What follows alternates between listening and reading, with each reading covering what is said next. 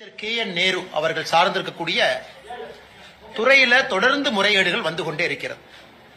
நம்ம பார்த்த இதற்கு முன்பு என்போர்ஸ்மெண்ட் டைரக்டரேட் அமலாக்கத்துறை அவர்கள் அக்டோபர் 2025 888 கோடி ரூபாய் ஊழல் நடந்திருப்பதை சுட்டிக்காட்டி நம்முடைய பொறுப்பு டிஜிபிக்கு ஒரு கடிதம் எழுதியிருந்தார்கள்.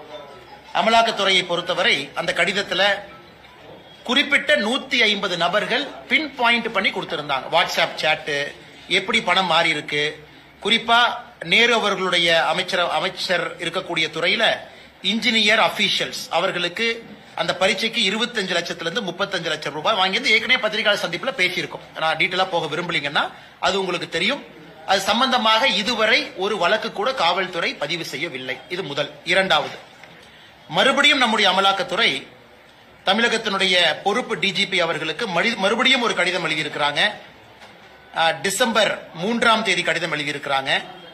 அதுல 258 பக்கம் அந்த கடிதம். இரண்டாவது முறை. இது திரு நேரு அவர்கள் சம்பந்தப்பட்ட முனிசிபல் அட்மினிஸ்ட்ரேஷன், வாட்டர் சப்ளை, நகராட்சி நிர்வாகத்துறையில குடிநீர் வழங்கல், அந்த துறையில 1020 கோடி ரூபாய் ஊழல் நடந்திருப்பதற்கான ப்ரூஃப் அட்டாச் பண்ணியிருக்கிறாங்க.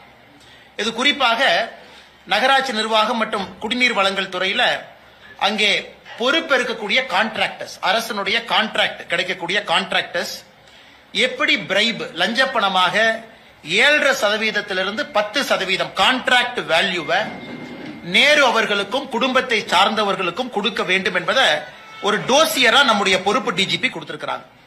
இதில் நீங்க நல்ல இந்த டோசியரை பாத்தீங்கன்னா, இது தமிழ்நாட்டில் மத்திய அரசு பணத்துல கட்டப்படக்கூடிய பப்ளிக் டாய்லெட், சானிடேஷன் சர்வீஸ், சுகாதாரத்துறை சம்பந்தப்பட்டது, நபார்டு வங்கியினுடைய பணத்தை வாங்கி நடக்கக்கூடிய ப்ராஜெக்ட், வாட்டர் ரெனோவேஷன் ஒர்க், அதாவது ஆறு ஏரி சம்பந்தப்பட்ட வேலைகள், சிவிக் கன்ஸ்ட்ரக்ஷன் ப்ராஜெக்ட். இதுல மத்திய அரசினுடைய பணமும் கூட மாநில அரசுக்கு அது நேரு அவர்களுடைய துறையின் மூலமாக இம்ப்ளிமெண்ட் ஆகக்கூடிய முனிசிபல் அட்மினிஸ்ட்ரேஷன், வாட்டர் சப்ளை, இதுல 1020 கோடி ரூபாய் ஊழலை கண்டுபிடித்து 258 பக்கம் டோசியராக பொறுப்பு டிஜிபி கொடுத்திருக்கிறாங்க. கொடுத்து கிட்டத்தட்ட இன்னைக்கு டிசம்பர் 3 உங்களுக்கு கிட்டத்தட்ட 12 நாள் ஆகுது.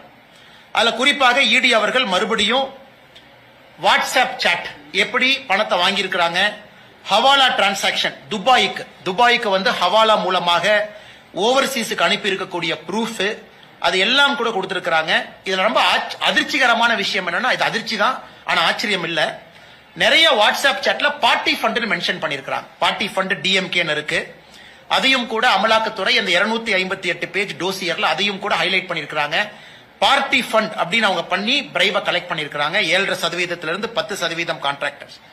இது நேரு அவர்கள் சாதாரணமா பத்திரிகை நண்பர்கள் கேட்கும் பொழுது சாதாரணமா கடந்து போயிட்டாங்க. அதாவது இதுல ஒன்னும் உண்மை இல்ல, இது அரசியல் பழிவாங்கும் நடவடிக்கை, நான் இதன் மீது கோர்ட்ல பாத்துக்கிறேன், அங்க பாத்துக்கிறேன். அதனால் மறுபடியும் பத்திரிகையாளர் சந்திப்பில் நாங்க என்ன சொல்ல விரும்புறோம் அப்படின்னா, 888 கோடி ரூபாய் முதல் ஊழல் இன்ஜினியர் ரெக்ரூட்மெண்ட், ஒரு இன்ஜினியருக்கு 25 லட்சத்திலிருந்து 35 லட்சம் ரூபாய் லஞ்சம். இரண்டாவது, நேரு அவர்கள் துறையில கான்ட்ராக்ட் பெறக்கூடிய ஒப்பந்தக்காரர்கள் 7.5% 10% லஞ்ச பணம், அந்த பணம் துபாய்க்கு போகுது ஹவாலால, அதை அமலாக்கத்துறை மென்ஷன் பண்ணிருக்காங்க. பார்ட்டி ஃபண்ட்னு மென்ஷன் பண்ணிருக்காங்க. அப்படி இருந்தும் கூட அடிப்படை எஃப்ஐஆர் இதுல இல்ல. ஏன்னா எஃப்ஐஆர் ஃபைல் பண்ணாதான் அமலாக்கத்துறையை பொறுத்தவரை அவர்கள் அடுத்த கட்ட நடவடிக்கை, மணி லாண்டரிங் எல்லாம் அவங்க ஆக்ஷன் எடுக்க முடியும். இதையும் கூட கவனத்துக்கு கொண்டு வரும். மூன்றாவது, இன்று நேரு அவர்களுடைய அமைச்சரவையில் நடந்திருக்கக்கூடிய குளறுபடி. இன்னைக்கு பாத்தீங்கன்னா Tamil Nadu government of Tamil Nadu rural development and Panchayat Raj department, ஊரக வளர்ச்சி ஊராட்சி துறை, அதுல ஊராட்சி செயலாளர், பஞ்சாயத்து செக்ரட்டரி, ஊராட்சி செயலாளருக்கான ரெக்ரூட்மெண்ட் போயிட்டு இருக்கு. இந்த ஊராட்சி செயலாளர் ரெக்ரூட்மெண்ட் பாத்தீங்கன்னா ரிட்டன் எக்ஸாம், இன்டர்வியூ ரெண்டு சேர்த்தி தான். நான் எப்படி பார்த்தா இன்டர்வியூ இன்னைக்கு நாளைக்கெல்லாம் நடந்திருக்கணும். ஆனா நேத்து சாயங்காலம் டிசம்பர் 11 சாயங்காலம் ஒரு மெசேஜ் எல்லாத்துக்குமே குறுஞ்செய்தி வருது, இந்த மாதிரி இன்டர்வியூ கேன்சல் ஆயிருச்சு அப்படின்னு. இன்னைக்கு 12 இன்னைக்கு யாரெல்லாம் அந்த வெப்சைட் ஓபன் பண்ணி பாக்குறாங்களோ, ஊரக வளர்ச்சி மற்றும் ஊராட்சி துறை வெப்சைட் ஓபன் பண்ணி பாக்குறாங்களோ, எல்லாத்துக்கும் ஒரு பெரிய ஷாக் என்னன்னா, யாரெல்லாம் இன்டர்வியூக்கு குவாலிஃபைடு ஒரு புது லிஸ்ட போட்டிருக்கிறாங்க. அந்த லிஸ்ட் எவ்வளவு குளறுபடியா இருக்குன்னு ஒரு 3 உதாரணத்தை உங்களுக்கு நான் சுட்டி காட்டுறேன். உதாரணத்துக்கு கோயம்புத்தூர். இன்னைக்கு கோயம்புத்தூர் என்னோட செல்போன்ல கோயம்புத்தூர் இருக்கு. அதுல நீங்க யாரெல்லாம் செலக்ட் ஆயிருக்கிறாங்க, பிசி உமன் பிசி மேல் உதாரணத்துக்கு அதை எடுத்துக்கிட்டோம் அப்படின்னா ஒரு பிசி உமன் வந்து 500 மார்க்குக்கு 494 வாங்கி செலக்ட் ஆயிருக்காங்க, 493 வாங்கி செலக்ட் ஆயிருக்காங்க. அதே பிசி உமன் ரிஜெக்ஷன் பாத்தீங்கன்னா 500க்கு 496 வாங்கி ரிஜெக்ட் ஆயிருக்காங்க. சோ என்ன பேசிஸ்ல அவங்க லிஸ்ட் போட்டாங்கன்னு யாருக்குமே தெரியல. அதாவது இதுல வந்து இன்டர்னல் கோட்டா இருக்கு, அவங்க தமிழ் மீடியமா, அவங்க வந்து விட்டோவா, அவங்க வந்து மாற்றுத்திறனாளியா, இல்ல அவங்க வந்து இதற்கு முன்பே படை வீரரா இருந்திருக்கிறாங்களா அப்படிங்கிற வெயிட்டேஜ் வச்சு பார்த்தாலும் கூட இன்னைக்கு அவங்க வெளியிட்டிருக்கக்கூடிய ஊரக வளர்ச்சி மற்றும் ஊராட்சி துறை அல்ல ஊராட்சி செயலாளர் அதனுடைய லிஸ்ட நீங்க பாத்தீங்கன்னா சம்பந்தமே இல்லாத லோவர் மார்க் வாங்கினவங்க இன்டர்வியூ குவாலிஃபை இருக்கிறாங்க. சேம் பேராமீட்டர் மீட் பண்ணிருக்கக்கூடிய அதை விட அதிகமா மார்க் வாங்கி இருக்கிறவங்க குவாலிஃபை ஆகாம இருக்கிறாங்க. கோயம்புத்தூர், கரூர், மதுரை இந்த 3 மாவட்டத்தினுடைய லிஸ்ட நாங்க அனலைஸ் பண்ணத பத்திரிகை நண்பர்களுக்கு இந்த பத்திரிகையாளர் சந்திப்பு முடிச்ச உடனே வாட்ஸ்அப்ல ஷேர் பண்றோம். அதாவது செலக்ட் ஆனவங்க கிரைட்டீரியா என்ன, நாட் செலக்டட் கிரைட்டீரியா என்ன, செலக்ட் ஆனவங்க கிரைட்டீரியாவோட நாட் செலக்டட் பெட்டரா இருந்தும் செலக்ட் ஆகல.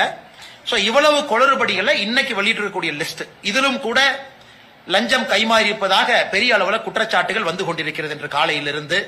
ஆனால் தொடர்ச்சியாக ஒரு மூத்த அமைச்சருடைய துறை ஒரு மாதத்தில் அமலாக்கத்துறையை பொறுத்தவரை 888 கோடி, அதன் பிறகு 1020 கோடி ரூபாய் இன்னொரு ஊழல், மூன்றாவது முறையாக இன்னைக்கு அவங்க வெளியிட்டிருக்கக்கூடிய இன்டர்வியூ பட்டியல், இதிலும் கூட பெரிய அளவில் குழப்பம் இருக்கு.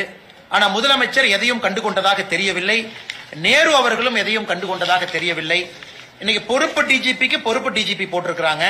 அதனால் யாருமே எஃப்ஐஆர் பதிவு செய்வதற்கு தயாராக இல்லை. இந்தியால எங்கேயும் நடக்காத அநியாயம் இங்க நடக்குது. அதனால இவ்வளவு ஊழல் குற்றச்சாட்டு மட்டுமில்ல, டோசியர் கொடுத்து ப்ரூஃப் கொடுத்தும் கூட நான் எஃப்ஐஆர் போட மாட்டேன் என்று ஒற்றை கருத்துல எங்க தமிழகத்தினுடைய காவல்துறையினுடைய உயரதிகாரிகள் இருக்கிறாங்க.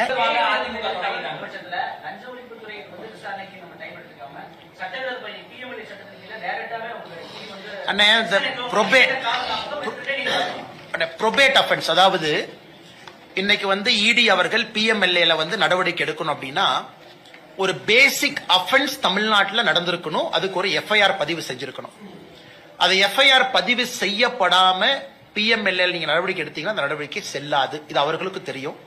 மணல் கேஸை பொறுத்தவரைக்கும் அதான் பிரச்சனை ஆச்சு. பேசிக் அஃபென்ஸ் எங்க, எஃப்ஐஆர் எங்க, உச்சநீதிமன்றத்தில் தள்ளுபடி ஏன் பண்ணாங்கன்னா தமிழ்நாடு அரசு எஃப்ஐஆர் ரெஜிஸ்டர் பண்றது இல்ல. அதை தாண்டி இடி வர்றாங்க. இடி வந்து மணி லாண்டரிங் என்கொயரி பண்றதுக்கான அதிகாரம் இருக்கு. அதனாலதான் இடி திரும்ப திரும்ப கேட்கறாங்க, நீங்க எஃப்ஐஆர் பதிவு செய்ய வேண்டும்னு திரும்ப திரும்ப கேட்கறாங்க. இன்னைக்கு 2வது கேள்வி, ஒருவேளை இவங்க எஃப்ஐஆர் பதிவு செய்யல, யாராவது பொதுநல வழக்கு போட்டு உயர்நீதிமன்றத்தில் ஆர்டர் வாங்கி எஃப்ஐஆர் பதிவு செய்ய முடியுமான்னு கேட்டா முடியும். இந்த பத்திரிகையாளர் சந்திப்பே ஒரு விதத்தில் அதுக்கு தான் நடத்திக்கிட்டு இருக்கோம். பத்திரிகையாளர் சந்திப்பு